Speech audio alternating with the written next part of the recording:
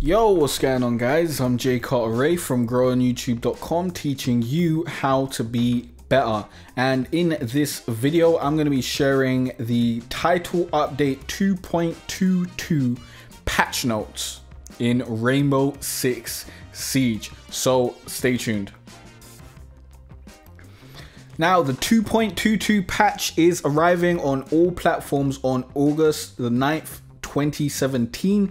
This is apparently a very important patch as they will be deploying the foundation for many upcoming improvements to the game in Season 3, alongside some key bug fixes.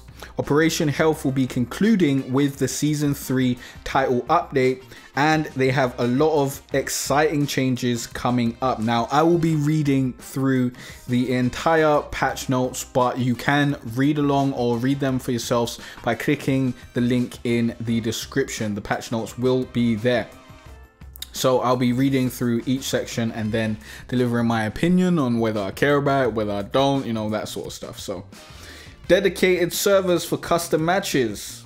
While custom matches have been hosted on dedicated servers since February 2016, we will be reducing the requirements to host a custom match and have it remain on dedicated servers. Previously, players were required to have a full lobby, 10 players, within 10 minutes of starting the match for it to be hosted on a server, as opposed to be hosted via peer-to-peer. Once this feature has been deployed, you will only need 2 players in a custom match lobby to ensure that your match will be hosted on a dedicated server. By reducing total numbers of players required to host a custom match on a dedicated server, it will open up more possibilities for an improved gaming experience, even when you don't want to play a full 5v5 match. Another impact of the move to dedicated servers for custom matches is that player-hosted online lobbies will no longer be available.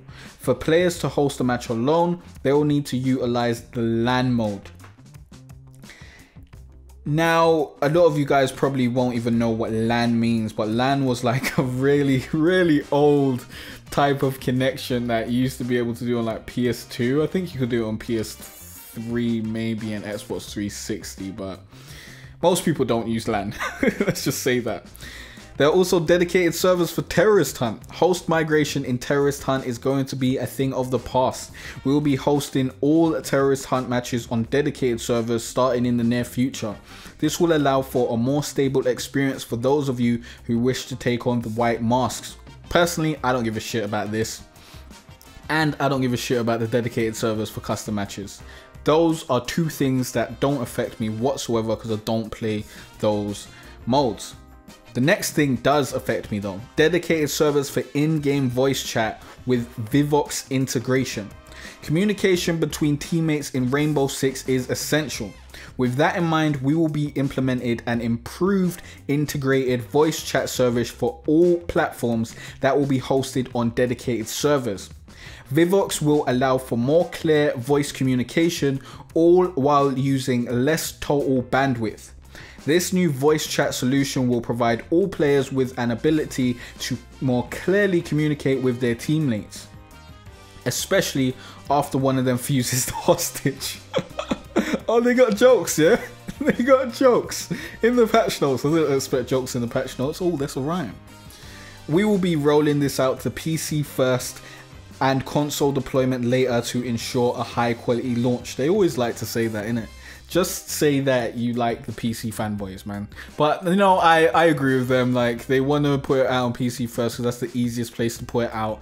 And then they'll put it on console because, you know, that's probably the hardest place to get and to get proper over there. So, yeah. But I do really like this because the voice chat on PS4 is trash. The in-game voice chat is really terrible. It's not as bad as Arc, but it's quite bad. It's not good at all. Like, it sounds really terrible when you compare it to party chat. And on PC, obviously, PC players don't really need this unless you're playing with randoms, because they have a lot of different chat services that really works out for PC, like Discord or I think like GameSpeak or something like that. Although we do have the PS party feature if we're playing with people who we know. So I guess it's the same thing, same situation over there. More accurate vaulting animation while aiming. The animation for vaulting through a window while aiming has been tweaked to reflect where the vaulter is aiming.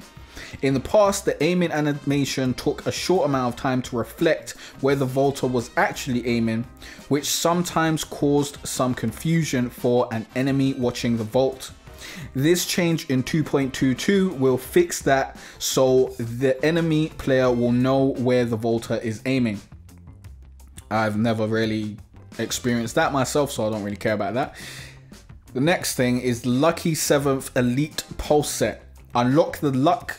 They got rid of the Y for that. Unlock the Lucky 7th Elite Bundle for Pulse on August 9th. This unique bundle introduces a head-to-toe customization. There's no point me going through all that. Basically, they've got a Pulse costume that makes him look like Robert De Niro from the film Taxi Driver.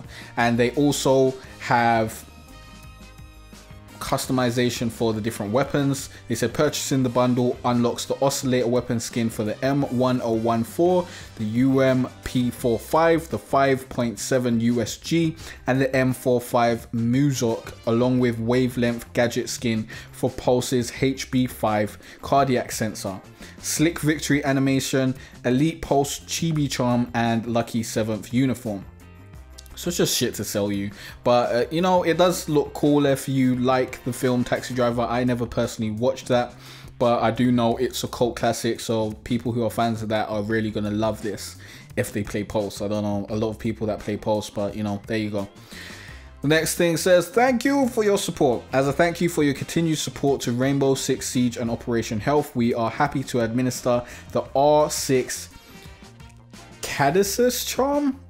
Every player who has played Rainbow Six Siege from the start of Operation Health from May 23rd to the start of Season 3 in late August will receive this charm. This is actually great because I have no charms whatsoever. Like, I've just been focusing on purchasing operators, and because I don't get to play that much, I haven't really been able to purchase a lot, so we haven't been purchasing any charms. There's an exclusive Operation Health gift for Year 2 Season Pass owners. We appreciate your engagement to Rainbow Six Siege. As a thank you for your continued support as a Year 2 Pass owner, we are happy to offer you Doc's Gauze headgear and the Mended Weapon Skin. This applies to all players who own the Year 2 Season Pass. If you purchase the Year 2 Pass at any point until it expires, you will still receive these two items. So there are a few other features. Should I go over them? You know what? Let's go over them. Let's go over them. I was thinking, you know what? Maybe let's not do this, but I've decided we're going to read the patch notes in it. So let's read the patch notes. It's just really, really long. So you guys who have the patch notes in front of you, you probably would rather just hear someone read it to you than actually read through this. So features deploying after 2.22 and during Season 3. The goal of Operation Health is to provide a more stable foundation to build the future of Rainbow Six Siege. As part of that, we need to be absolutely certain that the new servers being introduced have gone through sufficient testing. As such, we have been utilizing the Technical Test Server, or TTS, to run a series of tests on these upcoming features. We ran a TTS phase last week that was focused on these server upgrades, and we'll have a few more in the future to test the servers, as well as some other peer-to-peer feature removals. The results of each TTS phase will be reviewed by our teams. If we find an issue during one of the TTS phases, then it could potentially lead to a delay in the live deployment. The goal is to provide players with better quality servers and more stability, which means we need to ensure that our changes are 100% ready to deploy live before we do. Now, the Rainbow Six servers and the stability of the servers are really, really shit. That's why I was giggling at that point. Upgraded servers. These servers have improved hardware over the servers that are currently in use, allowing for a smoother overall gameplay experience.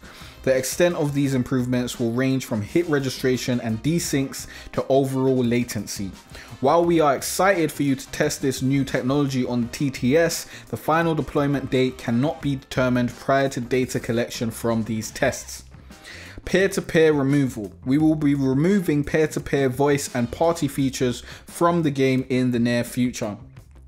This means that you will have an easier time connecting to your friends and forming parties, as well as more fluid VoIP experience to facilitate communication with your teammates. To avoid any misconceptions, all ranked, casual, and some custom matches are currently hosted on dedicated servers. Peer-to-peer removal is not related to the hosting of the actual matches. LAN mode on PlayStation 4. Call your friends if they live near you, if you have any. LAN mode is coming to the PlayStation 4. This is targeted for Season 3. Now, we have a bunch of main bug fixes. Wow, this is a lot of shit. But you know what? Let's go through it. Let me quickly take a break and let's get into it. So, gameplay fixed. Players are able to place Valkyrie's black eye cameras in a location that provides visibility of the entire bank map. They fixed that. Wait, these are all the things that are fixed. Let me not say fixed every time because that'll be long. Nitro cells deal no damage when they are thrown against certain types of metal beams. In some cases, wall reinforcement debris remains floating after being destroyed. Laser sights reduce the pellet spread of shotguns. All those things are fixed. Game mode, secure area. Securing can be interrupted by stepping over debris. Cast the camera, spectating a player through the basement of Oregon forces floor switches. Visual operator placement glitch when switching from first to third person. Metallic doors open or appear orange on bank. Custom game data centers selected by the host is changed when the dedicated match begins. All those problems are now fixed. Operators. Habana. X-Kairos destruction does not affect the main section of wall reinforcements. X-Kairos pellets can leave floating reinforced debris. Glaz. Glaz's gadget does not always show enemies when looking through specific angles through windows. Echo. Yokai drone fails to stick to the ceiling in the garage of bank. All those problems fixed. Level design. Consulate. Carrying the hostage on second floor service stairs causes the hostage to clip through the wall. Walls on the east and south side of second floor break room are indestructible. Animation loop when approaching the refrigerator in cafeteria. The wall in basement storage room is missing a reinforcement interaction. Bank. Black Eye's vision can be blocked by metal bars above the server racks due to mission collision. Players do not take any damage through external high roof bars. Coastline. Attackers are able to climb onto the pink canvas on top of the building. Breaching charges placed in second floor VIP lounge will not break the floor. Operators clip through the environment in second floor penthouse. Rubber banding occurs when entering through the external cantina drone vent. Players are able to clip through the environment to access unreachable areas. Canal. Players are able to use a shield vaulting exploit to spawn kill attackers. Gadgets cannot be played in CG2F radio. Drones remain floating in air when they jump into the water. When placing a gadget on some walls, the lighting becomes brighter. Players are able to vault into unintended areas. Border. Rubber banding occurs after vaulting through the windows on external south balcony. Players are able to melee through a wood panel near east stairs to clearly see the southern door. Players are able to be killed through an unreachable wall by going prone on furniture in the second floor fountain. Chalet. Twitch's drone gets destroyed when passing by a rock on external cliffside woods. Skyscraper. A wall in geisha room is able to be reinforced from both sides. Rubber banding occurs when passing between the hostage and the table in first floor kitchen. Players can remain stuck after vaulting onto the bar. Clubhouse. When going prone in second floor bathroom, players will partially clip through the wall.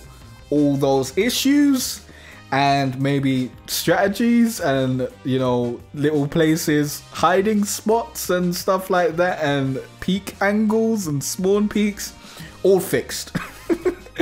User experience. Inviting a player through the Uplay PC client prior to launching the game will not add them to the squad. Twitch's Gene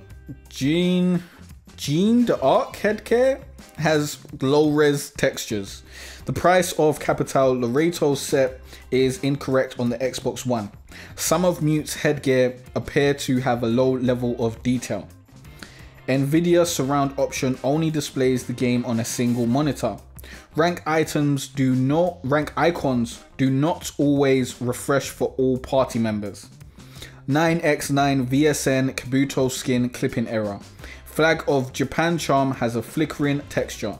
Waiting for teammates and waiting for squad messages do not always appear as intended. Fudgy Bunny appears with a low level of detail. Some skins on the SMG11 have a low level of detail. A typo is present in the Czech subtitles of Capcan's intro video. Watch Dogs charm has anti-aliasing glitches. Some players are unable to interact with the scoreboard. Operators from the previous match are sometimes shown in the scoreboard prior to entering the operator selection screen. So all of those are fixed, and those are all the fixes, all the updates, all the new features coming out in Title Update 2.22. I hope this patch notes video helped you out, because it was very tiresome to record. It's like 17 minutes of me reading and talking. Wow, that is a lot. So I hope some of you guys found value in it. Thanks for watching and liking and subscribing, and I'll see you guys in the next video. It's been a cold winter and it's lasted far too long, so all this warmth I share